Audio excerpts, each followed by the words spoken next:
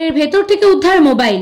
বহরমপুর কেন্দ্রীয় সংশোধনাগারে থাকা মাদক মামলায় সাজাপ্রাপ্ত দুই বন্দীর কাছ থেকে দুটি মোবাইল উদ্ধার হলো।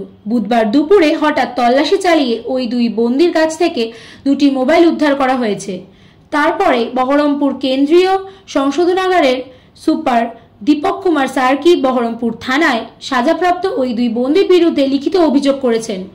পুলিশ অভিযোগ পাওয়ার পরে ওই দুই সাজাপ্রাপ্ত বন্দীর বিরুদ্ধে দুটি ধারায় মামলা করে তদন্ত শুরু করেছে। গোপনে মোবাইল ফোন ব্যবহার করায় প্রশ্ন উঠেছে।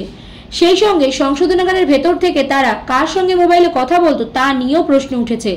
বহরমপুর কেন্দ্রীয় সংশোধনাগার খাগড়াত বিস্ফোরণ মামলায় সাজাপ্রাপ্ত বন্দী তারিকুল ইসলাম যেমন বন্দী রয়েছে, তেমনি এবিটি জঙ্গি সন্দেহে ধৃত একাধিক বিচারাধীন বন্দী রয়েছে। এমন গুরুত্বপূর্ণ সংশোধনাগারে বারবার মোবাইল উদ্ধার হওয়ায় নানা প্রশ্ন উঠেছে।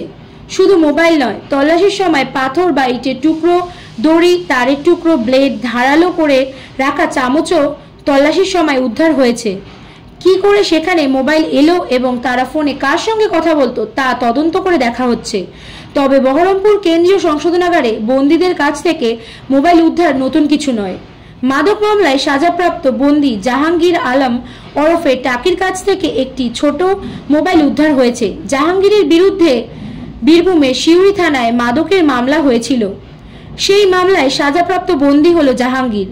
অন্যদিকে ওই ওয়ার্ডেই মাদক মামলায় সাজাপ্রাপ্ত বন্দী মোহাম্মদ নাসিমের কাছ থেকেও একটি ছোট মোবাইল ফোন উদ্ধার করেছে সংশোধনাগারের আধিকারিকেরা। নাসিমের বিরুদ্ধে ইকবালপুর থানায় মাদক আইনে মামলা হয়েছিল।